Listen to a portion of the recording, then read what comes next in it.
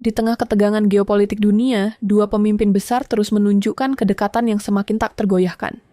Vladimir Putin, Presiden Rusia, dan Xi Jinping, Presiden Tiongkok, bukan hanya sekadar mitra politik, tetapi juga sahabat lama yang saling memuji dengan penuh kehangatan. Dari tradisi minum teh bersama hingga pertemuan tertutup di Beijing pada tahun 2025, keduanya menampilkan persahabatan pribadi yang syarat makna politik. Pertanyaannya, apakah keakraban ini sekadar simbol atau justru cerminan lahirnya poros kekuatan baru yang siap menantang dominasi Barat?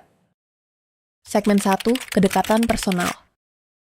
Hubungan antara Vladimir Putin dan Xi Jinping kerap digambarkan bukan hanya sebagai kerja sama politik, melainkan juga sebagai persahabatan pribadi yang erat. Dalam banyak kesempatan, Xi menyebut Putin sebagai sahabat lama, sementara Putin menyebut Xi sebagai teman terkasih. Ungkapan-ungkapan yang penuh kehangatan ini jarang sekali terdengar dalam diplomasi antar pemimpin besar dunia yang biasanya dingin dan formal. Namun, bagi keduanya, simbolisme persahabatan itu menjadi fondasi yang memperkuat hubungan strategis Rusia dan Tiongkok. Salah satu momen yang menarik perhatian adalah tradisi minum teh bersama di kediaman Xi Jinping. Bukan sekadar seremoni, tradisi ini melambangkan keterbukaan, rasa percaya, dan penghormatan yang mendalam. Pertemuan semacam itu, yang berlangsung dalam lingkaran terbatas tanpa banyak pejabat lain, menciptakan ruang untuk percakapan jujur dan mendalam antara kedua pemimpin.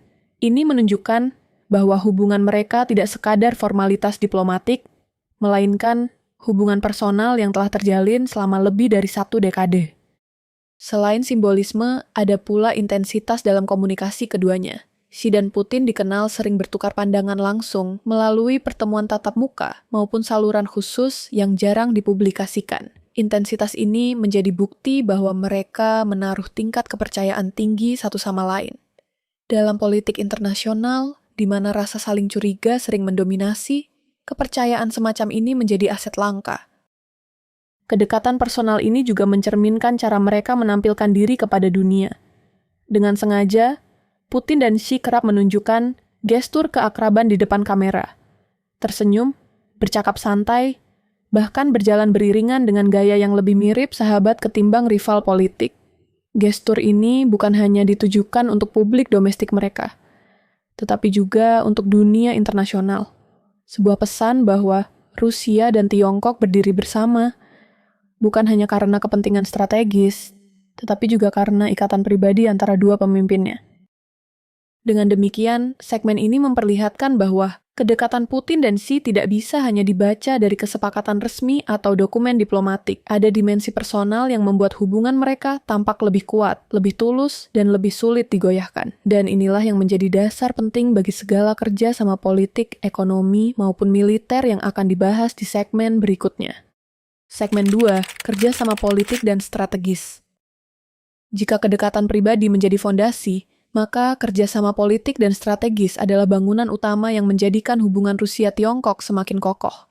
Pada September 2025 di Beijing, Putin dan Xi menegaskan kembali komitmen mereka untuk memperdalam kemitraan strategis komprehensif. Pernyataan ini bukan sekadar formalitas diplomasi. Ia mencerminkan kesepakatan bahwa kedua negara akan terus meningkatkan koordinasi politik, saling mendukung dalam isu inti, serta memperkuat peran mereka di panggung global. Salah satu indikator nyata adalah intensitas pertukaran tingkat tinggi. Menteri Luar Negeri, Menteri Pertahanan, hingga penasihat kebijakan luar negeri kedua negara terlibat aktif dalam perundingan bilateral. Koordinasi lintas kementerian ini memastikan bahwa arah kebijakan luar negeri tidak hanya dipegang oleh pemimpin tertinggi, tetapi juga dioperasionalkan secara konsisten oleh birokrasi masing-masing. Dengan kata lain, kemitraan Rusia-Tiongkok tidak berhenti pada simbol persahabatan, melainkan melembaga dalam struktur pemerintahan. Putin dan Xi juga sering menegaskan bahwa tingkat kepercayaan politik antara kedua negara berada pada titik tertinggi sepanjang sejarah hubungan mereka. Rusia secara terbuka mendukung agenda kebijakan inti Tiongkok, termasuk isu Taiwan dan pembangunan Belt and Road Initiative. Sebaliknya, Tiongkok memberikan dukungan diplomatik kepada Rusia dalam menghadapi tekanan Barat, khususnya terkait perang Ukraina. Dukungan timbal balik ini menjadi bukti bahwa keduanya tidak hanya sekadar berbagi kepentingan jangka pendek, melainkan juga menyelaraskan visi jangka panjang. Pertemuan-pertemuan bilateral pun berlangsung dengan intensitas tinggi. Dalam beberapa tahun terakhir, baik di Moskow maupun Beijing, Xi dan Putin bertatap muka lebih sering dibandingkan dengan pemimpin negara besar lainnya. Komunikasi ini memperlihatkan konsistensi dalam menjaga arah strategis yang sama. Dengan kerjasama politik yang semakin erat ini, Rusia dan Tiongkok menampilkan diri sebagai kekuatan yang saling menopang. Bagi mereka, hubungan ini bukan sekadar alternatif, melainkan kebutuhan strategis untuk menghadapi dunia yang semakin kompetitif. Dari sinilah kita dapat melihat bagaimana fondasi politik menjadi landasan bagi kerja sama praktis di bidang energi, teknologi, dan militer yang akan menjadi fokus pembahasan di segmen berikutnya. Segmen 3, kolaborasi global dan militer. Selain memperkuat fondasi politik, Rusia dan Tiongkok juga semakin erat dalam kerjasama praktis di bidang global dan militer. Aliansi ini ditopang oleh kepentingan bersama, menantang dominasi Barat, memperluas pengaruh geopolitik, serta memastikan bahwa kedua negara memiliki posisi tawar yang lebih kuat di dunia internasional. Di sektor energi, Rusia menjadi pemasok utama minyak dan gas bagi Tiongkok, terutama setelah sanksi Barat mempersempit pasar Rusia. Jalur pipa gas lintas perbatasan, kontrak jangka panjang, serta peningkatan volume perdagangan energi menunjukkan bahwa kedua negara saling melengkapi. Tiongkok membutuhkan energi murah dan stabil untuk mendukung industrinya, sementara Rusia membutuhkan pasar baru yang andal. Sinergi ini membuat hubungan keduanya semakin sulit dipisahkan. Di bidang teknologi, kerjasama pun kian intensif. Rusia dan Tiongkok berbagi penelitian dalam kecerdasan buatan, komunikasi 5G, hingga eksplorasi ruang angkasa. Proyek bersama di bidang ini bukan hanya sekadar inovasi, melainkan juga cara untuk mengurangi ketergantungan pada teknologi Barat. Dengan menggabungkan sumber daya Rusia dan keunggulan manufaktur Tiongkok, keduanya berupaya menciptakan ekosistem teknologi alternatif yang lebih mandiri. Militer menjadi sektor paling sensitif, sekaligus paling strategis dalam hubungan ini. Rusia dan Tiongkok rutin menggelar latihan gabungan, baik di darat, laut, maupun udara. Latihan tersebut tidak hanya bertujuan meningkatkan kemampuan tempur, tetapi juga sebagai pesan geopolitik kepada dunia bahwa keduanya siap berdiri bersama menghadapi tantangan eksternal. Pameran kekuatan ini diperkuat dengan partisipasi keduanya dalam acara besar, seperti Parade Militer Peringatan 80 tahun berakhirnya Perang Dunia II di Beijing, di mana pasukan Rusia dan Tiongkok tampil berdampingan. Di forum multilateral seperti BRICS, Shanghai Cooperation Organization, hingga PBB, Rusia dan Tiongkok juga selalu menunjukkan koordinasi erat. Mereka menolak resolusi yang dianggap menguntungkan Barat, sekaligus mendorong agenda yang mendukung multipolaritas dunia. Koordinasi diplomatik ini menunjukkan bahwa keduanya tidak hanya bekerja sama di tingkat bilateral, tetapi juga membangun front bersama di arena global.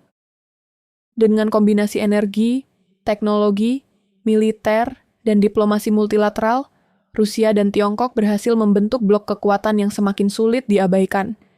Inilah wajah baru kolaborasi global yang mereka bawa, sebuah langkah menuju tatanan dunia baru, yang akan lebih jelas tergambar dalam segmen berikutnya. Segmen 4, narasi melawan dominasi Barat.